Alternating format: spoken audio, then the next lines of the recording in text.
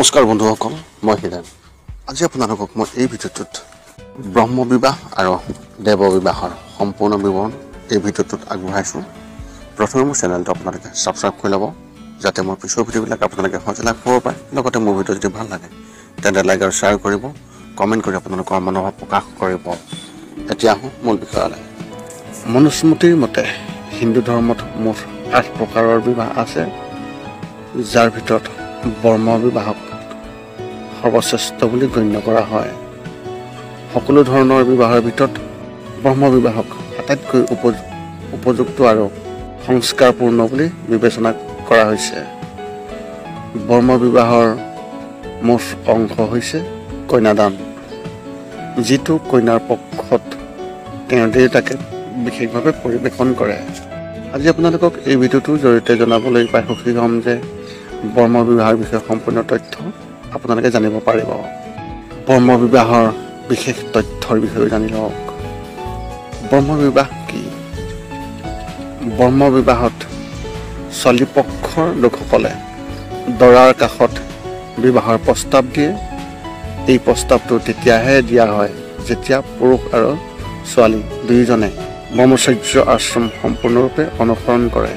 ইয়াত এই নিয়মটো বিশেষ যে বিবাহ পাশত আবদ্ধ হ'বলৈ যোৱা মানুহজনে গুৰুকুলত থাকি ব্ৰহ্মচৰ্য জীৱন অনুসৰণ কৰিব লাগিব আৰু সম্পূৰ্ণ শিক্ষা লাভ কৰিব লাগিব।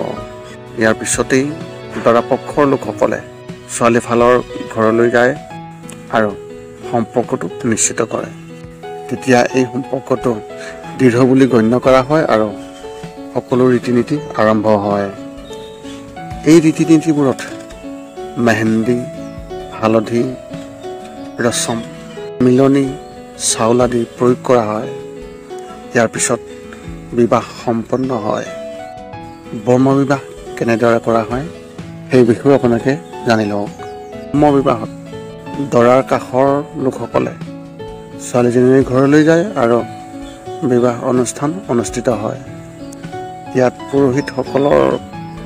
পুৰোহিতসকলক মাতি অনা হয় আৰু বিবাহ ব্যৱস্থাৰ সৈতে বিবাহ কৰা হয়। যেতিয়া কন্যাৰ পক্ষৰ পিতৃয়ে তেওঁৰ জীয়েকৰ কন্যাদান কৰে, ইয়াক ব্ৰহ্ম বিবাহৰ আটাইতকৈ গুৰুত্বপূৰ্ণ অংশ বুলি গণ্য কৰা হয়। অৰ্থাৎ ছোৱালীজনীৰ পিতৃয়ে এতিয়া তেওঁৰ জীয়েকৰ দৰাৰ কাষত ছোৱালীগৰাকীৰ হাত কটাই দিয়া। একে সময়তে এইটো মনত ৰাখিব লাগে যে ব্ৰহ্ম বিবাহত ধন আৰু সামগ্ৰীৰ কোনো লেনদেন নাই, যাক আমি আজিৰ আধুনিক ভাষাত যৌতুক বুলি কওঁ। ব্ৰহ্ম বিবাহত এইটো সম্পূৰ্ণৰূপে নিষিদ্ধ বুলি গণ্য কৰা হয়। গতিকে ব্ৰহ্ম বিবাহত যৌতুকৰ এই শব্দৰ কোনো উল্লেখেই নাই। শেষত মন্ত্ৰ আদি জপ কৰোঁতে কইনা আৰু দৰাই শপত লয় আৰু এনেদৰে দুয়োৰে বিবাহ কাৰ্য সম্পূৰ্ণ হয় বুলি গণ্য কৰা হয়। এতিয়া মই আপোনালোকক ব্ৰহ্ম বিবাহৰ নিয়মৰ বিষয়ে আগবঢ়াইছোঁ। ব্ৰহ্ম বিবাহ সৰ্বশ্ৰেষ্ঠ, সেইবাবে ইয়াৰ কিছুমান বিশেষ নিয়মো আছে। যেনে 1 নম্বৰত দৰাৰ শিক্ষা সম্পূৰ্ণ হ'লেহে বিয়া হ'ব পাৰে আৰু তেওঁ ব্ৰহ্মচৰ্য আশ্ৰম সম্পূৰ্ণৰূপে অনুসৰণ কৰিব। ছোৱালীজনীয়ে ব্ৰহ্মচৰ্য আশ্ৰমৰ পৰা গৃহস্থ আশ্ৰমত প্ৰৱেশ কৰিব লাগে, অৰ্থাৎ তাই বিবাহৰ উপযুক্ত বয়সত প্ৰৱেশ কৰিব লাগে। 3 নম্বৰ, বিয়াত সেই ছোৱালীজনীয়ে দৰাৰ উপৰিও কোনো ধৰণৰ ধন বা বস্তুৰ লেনদেন হ'ব নালাগে। অৰ্থাৎ কেৱল ছোৱালীজনীক ব্ৰহ্ম বিবাহৰ দান কৰা হয় বুলি গণ্য কৰা হয় আৰু তাৰ বাহিৰে একো নহয়। 4 নম্বৰ, দৰা আৰু কইনা ঘৰৰ এই দুই পক্ষৰ মানুহে কোনো ভুল কাম আদিত লিপ্ত হোৱা উচিত নহয়। 5 নম্বৰ, পণ্ডিতসকলে সমগ্ৰ নিয়ম অনুসৰণ কৰাৰ পিছতহে বিবাহ সম্পন্ন হয় বুলি গণ্য কৰা হয়। সেই গতিকে ব্ৰহ্ম বিবাহৰ প্ৰতিটো বিৱৰণ বিশেষভাৱে যত্ন লোৱাৰ প্ৰয়োজন হয়, যাতে কোনো ভুল নহয়। ইয়াৰ এটা মুখ্য নিয়ম হ'ল যে সেই পিতৃৰ ফালৰ পৰা 7 প্ৰজন্ম আৰু মাতৃৰ ফালৰ পৰা 5 প্ৰজন্মৰ মাজত বিবাহ নিষিদ্ধ কৰে।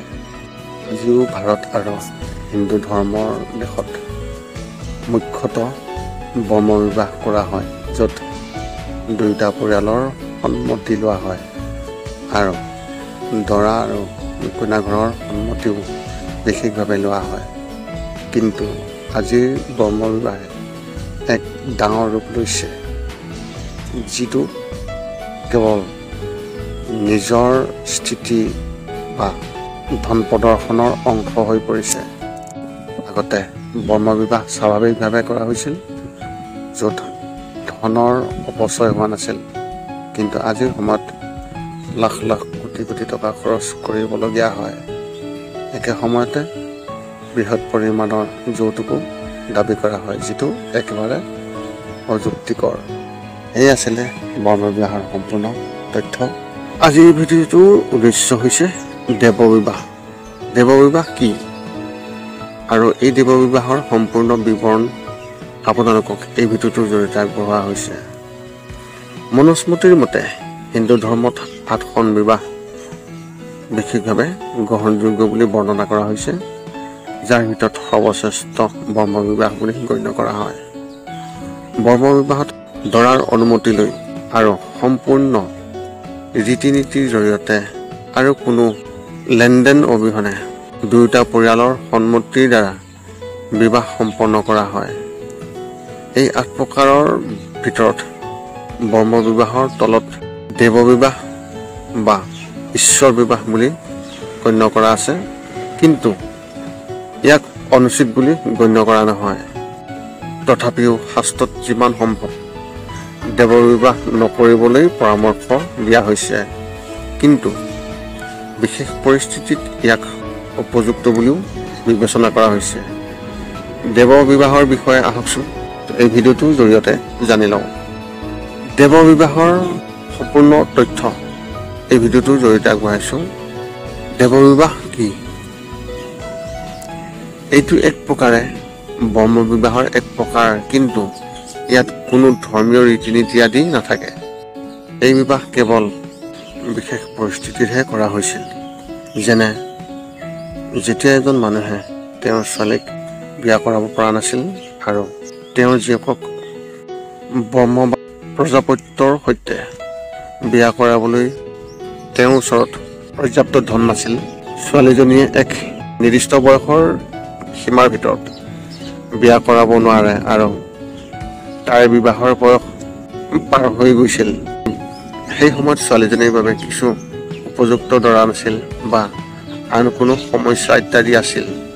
এই পৰিস্থিতিত ছোৱালীজনীৰ দেউতাকে তেওঁৰ জীয়েকক এজন নিখুঁত পুৰুষ বা জ্ঞানী ব্যক্তিৰ সৈতে বিয়া কৰাই দিছিল। অৰ্থাৎ তেওঁৰ ছোৱালীক ধৰ্মীয় ৰীতি নীতিত দান কৰিছিল।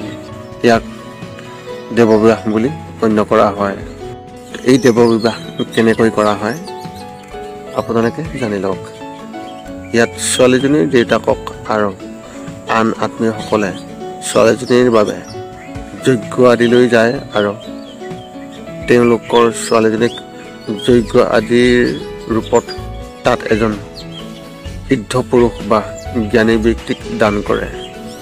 অৰ্থাৎ তেওঁলোকৰ ছোৱালীক যজ্ঞৰ দক্ষিণাৰূপে দান কৰিছিলে। ব্ৰহ্ম বিবাহৰ বিপৰীতে দেৱ বিবাহত কোনো ধৰ্মীয় ৰীতি নীতি নাই আৰু ছোৱালীজনীক কেৱল দান দিয়া হৈছিল।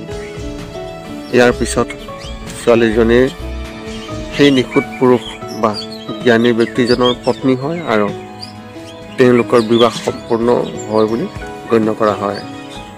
বৰ্তমান সময়ত দেৱ বিবাহ যদিও শাস্ত্ৰসমূহে যিমান দূৰ সম্ভৱ দেৱ বিবাহ নকৰিবলৈ কৈছিল, তথাপিও পৰিস্থিতি অনুসৰি এই বিবাহ কৰাটো উচিত বুলি বিবেচনা কৰা হৈছিল।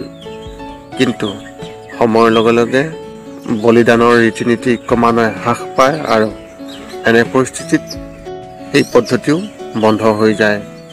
সেইবাবে এই বিবাহ প্ৰকৃতি ক্ৰমান্বয়ে হ্ৰাস পায়। যদি এতিয়াও দেৱ বিবাহ আছে তেন্তে ই অতি সীমিত বা নগণ্য বুলি গণ্য কৰা হয়। এইখিনিয়ে আছিল দেৱ বিবাহৰ সম্পূৰ্ণ তথ্য আৰু বৰ্ণনা। পুনৰ লগ পাম অন্য এটা ভিডিঅ'ত। আজিলৈ ধন্যবাদ।